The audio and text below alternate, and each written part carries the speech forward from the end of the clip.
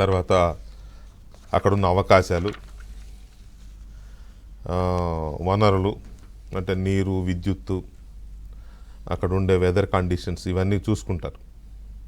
వాటితో పాటు ప్రభుత్వాలు ఇచ్చే రాయితీలు, ట్రాన్స్పోర్టేషన్, తర్వాత కమ్యూనికేషన్స్, ఇలాంటి చాలా రకాలుగా ఇన్ఫ్రాస్ట్రక్చర్, మౌలిక వసతులు, ఇవన్నీ చూసుకుని ఎయిర్పోర్ట్స్, రైల్వేస్ అన్నీ చూసుకుంటారు. చూసుకుని అక్కడ ఏ ప్రాంతంలో పెడితే బాగుంటుందని చూసుకుంటూ ఆయా రాష్ట్రాలను సెలెక్ట్ చేసుకుంటూ ఉంటారు. ముఖ్యంగా రాష్ట్ర ప్రభుత్వాల లైజనింగ్, రాష్ట్ర ప్రభుత్వాల లాబియింగ్, రాష్ట్ర ప్రభుత్వాలు ప్రకటించే రాయితీలు, ఇవి బేసిక్గా కీ రోల్ ప్లే చేస్తాయి.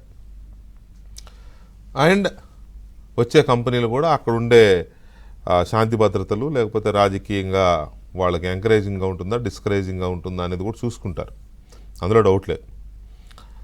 ఏమటకమాట ఇవాళ హైదరాబాద్ ఇంతగా వ్యాపార కేంద్రంగా రాజిల్లుతోంది, అప్రతిహతంగా ముందుకు దూసుకుపోతోంది అంటే రాజకీయ పార్టీల మధ్య ఎన్ని గొడవలను ఉండొచ్చు, కానీ ప్రభుత్వాల్లోకి వచ్చిన వాళ్ళు ఏ పార్టీ అయినా సరే, గతంలో తెలుగుదేశం అయినా, ఆ తర్వాత కాంగ్రెస్ అయినా, మళ్ళీ ఇప్పుడు బీఆర్ఎస్ అయినా, ఇప్పుడు కాంగ్రెస్ అయినా, ఆ అభివృద్ధి అనేదాన్ని, పారిశ్రామికవేత్తలను ఎంకరేజ్ చేయడం అనేదాన్ని కంటిన్యూ చేస్తున్నాయి.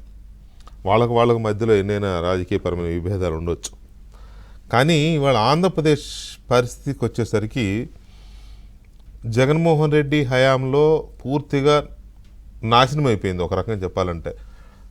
పారిశ్రామికీకరణ, లేకపోతే వ్యాపార పెట్టుబడులు రావడం కానీ ఇవన్నీ ఒక రకంగా చెప్పాలంటే ఉపాధి కల్పన అనేది పూర్తిగా జీరో అయిపోయింది. ఏదో సచివాలయ ఉద్యోగాలు, వాలంటీర్లని పేరుతో ఆయన ఇవ్వడం తప్ప ప్రైవేట్ ఉద్యోగాలు అనేది లేవు అసలు. ఎందుకంటే ఉన్న పరిశ్రమలు పారిపోయినాయి కదా అప్పట్లో. సో ఈ సిచ్యువేషన్లో చంద్రబాబు నాయుడు మళ్ళీ కూటమి ప్రభుత్వం వచ్చి చంద్రబాబు నాయుడు ముఖ్యమంత్రిగా అయిన తర్వాత కాస్త పెట్టుబడిదారులు మళ్ళీ ఏపీ వైపు చూస్తున్నారు. దానికి ఒకవైపు చంద్రబాబు నాయుడు, ఒకవైపు లోకేష్ చేస్తున్న ఆ లైజనింగ్ కానీ, పెట్టుబడిదారులతో, పారిశ్రామికవేత్తలతో చేస్తున్న లైజనింగ్, ఇస్తున్న ఆఫర్లు వాళ్ళకి, ఇవన్నీ వీటి వల్ల మళ్ళీ వెళ్ళిపోయినవి వెనక్కి వస్తున్నాయి. కొత్త వాళ్ళు కూడా మళ్ళీ ఏపీ వైపు చూస్తున్న పరిస్థితి. సో అయితే ఇంతలో షాకింగ్ ఒకటి ఏంటంటే, ఏపీకి రావడానికి పెట్టుబడిదారులు, పారిశ్రామికవేత్తలు భయపడుతున్నారు అనేది ఒక షాకింగ్ వార్త. ఇది ఏదో ఎవరో అన్నారు, లేకపోతే మీడియాలో వచ్చింది, లేకపోతే ఇంకోటి అంటే సరే ఎందుకన్నారోలే అనుకోవచ్చు, గిట్టకన్నారనుకోవచ్చు, లేకపోతే అనుమానంతో అన్నారనుకోవచ్చు, లేదా విమర్శించడం కోసం అన్నారనుకోవచ్చు, లేదా పని పడలేక అన్నారులే అనుకోవచ్చు. కానీ ప్రభుత్వమే అధికారికంగా రాష్ట్రానికి వ్యాపారవేత్తలు రావడానికి భయపడుతున్నారు అని అంటే అది నిజంగా కొంచెం ఆందోళన చెందాల్సిన అంశమే. జగన్మోహన్ రెడ్డి మళ్ళీ వస్తాడని పారిశ్రామికవేత్తలు భయపడుతున్నారా? పెట్టుబడిదారులు భయపడుతున్నారా? ఎలా మరి? ఇప్పుడు ఆయన వస్తాడని భయపడుతున్నారు, రాడని ఎవరు రాసిస్తారు? ఎవరు చెప్తారు రాడని? జగన్మోహన్ రెడ్డి మళ్ళీ రాడని. కానీ సిచ్యువేషన్ చూస్తే జగన్మోహన్ రెడ్డి రాడు అనేది కనపడుతుంది ఫీల్డ్లో. మళ్ళీ రాడు, మళ్ళీ అధికారం రాదు అని. గత అనుభవాల దృష్ట్యా జగన్మోహన్ రెడ్డిని మళ్ళీ ముఖ్యమంత్రిగా రాష్ట్ర ప్రజలు ఎన్నుకుంటారా అంటే మరి అలాంటి తెలివి తక్కువ నిర్ణయం తీసుకుంటారని ఎవరు అనుకోరు. ఏమో గుర్రం ఎగరావచ్చు అనుకుంటే అది చెప్పలేం. కానీ రాష్ట్ర ప్రభుత్వం వైపు నుంచి, కూటమి పార్టీల వైపు నుంచి జగన్మోహన్ రెడ్డిని రాజకీయంగా నిర్మూలించాల్సిందే అనేది ఒక బలమైన కోరిక ఉంది ఆ పార్టీల కార్యకర్తల్లో కానీ, ఆంధ్రప్రదేశ్ ప్రజల్లో కానీ. ప్రజల్లో అందరిలో ఉండకపోవచ్చు, మెజారిటీ ప్రజల్లో జగన్మోహన్ రెడ్డి అనే వ్యక్తి మళ్ళీ ముఖ్యమంత్రి కలలో కూడా ఊహించుకోలేని పరిస్థితి ఉన్నారు మెజారిటీ. ఆయనకు ఉండొచ్చు, 30% మంది ఆయనకు ఉండొచ్చు కావాలనుకునేవాళ్ళు. అది తప్పేం లేదు. ఏ మనిషికైనా, ఎలాంటి వాడికైనా అభిమానులు ఉంటారు, కోరుకునే వాళ్ళు ఉంటారు, తప్పేం లేదు.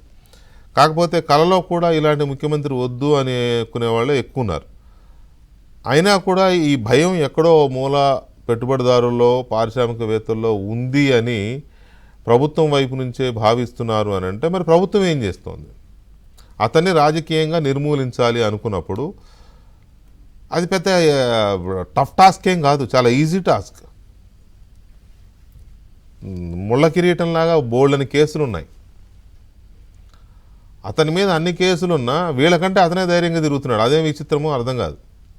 అసలు ఏ బాధ, ఏ తప్పు చేయనివాడు, ఏ కేసు లేనివాడు కూడా అంత హ్యాపీగా, అంత ఇదిగా ఉండడు. మరి పైకలా ఉంటున్నాడేమో, లోపల ఇంకోలా ఉన్నాడేమో తెలియదు మనకి. ఆయన అందరూ స్ప్లిట్ పర్సనాలిటీ అంటారు కదా, బయటికి కనపడకుండా అలా ఉన్నాడేమో, అదేదో సినిమాలో శృతి హాసన్ లాగా, నాకు తెలియదు. కానీ అన్ని కేసులు ఉంటే మనశ్శాంతిగా ఉండరు ఎవరు. మరి అన్ని కేసులున్న వ్యక్తి రాజకీయంగా యాక్టివ్గా తిరుగుతూ ఉంటే 151 నుంచి 11 సీట్లకు పడిపోయినా కూడా కూటమి పార్టీలు ఏం చేస్తున్నాయి? 6 నెలలు అయిపోయింది. ఈడీ కేసులు ఉన్నాయి, సిబిఐ కేసులు ఉన్నాయి, మళ్ళీ గడిచిన 5 ఏళ్లలో చేసిన పాపాలు ఉన్నాయి. ఏమైపోయినాయి ఈ కేసుల్లో? ప్రభుత్వం ఏం చేస్తుంది? పైగా కేంద్రంలో వీళ్ళే అధికారంలో ఉన్నారు, ఎన్డీఏనే, రాష్ట్రంలో వీళ్ళే ఉన్నారు. ఎందుకని కేసులు ముందుకెళ్ళడం లేదు? ఇంకా ఆయన ఇప్పటికీ కోర్టుకు వెళ్ళడంలా. ఈ 6 నెలల్లో వెళ్ళాడు కోర్టుకి? ఏమన్నా 5 ఏళ్ళంటే ముఖ్యమంత్రిని అనుకుని అడ్డం పెట్టుకుని అన్నాడు. ఈ 6 నెలల్లో వారం వెళ్తున్నాడు ఆ కోర్టుకి? నో. ఎందుకని అంటే ఎక్కడో లోపం జరుగుతోంది. వీళ్ళ లీనియన్సు, వీళ్ళ చేతగానితనము, లేకపోతే జగన్మోహన్ రెడ్డిని నిరోధించలేని తనము బహుశా పెట్టుబడిదారులకి, పారిశ్రామికవేత్తలకు అర్థమైందేమో. అందుకే వాళ్ళు భయపడుతున్నారేమో. అసలు ఈ ప్రస్తావన ఎందుకు వచ్చింది? ప్రభుత్వం వైపు నుంచే పెట్టుబడిదారులు భయపడుతున్నారు అనే ఆలోచన, అనే మాట ఎందుకు ప్రభుత్వం వైపు నుంచి అధికారికంగా బయటకు వచ్చింది? చిన్న బ్రేక్ తర్వాత చర్చిద్దాం.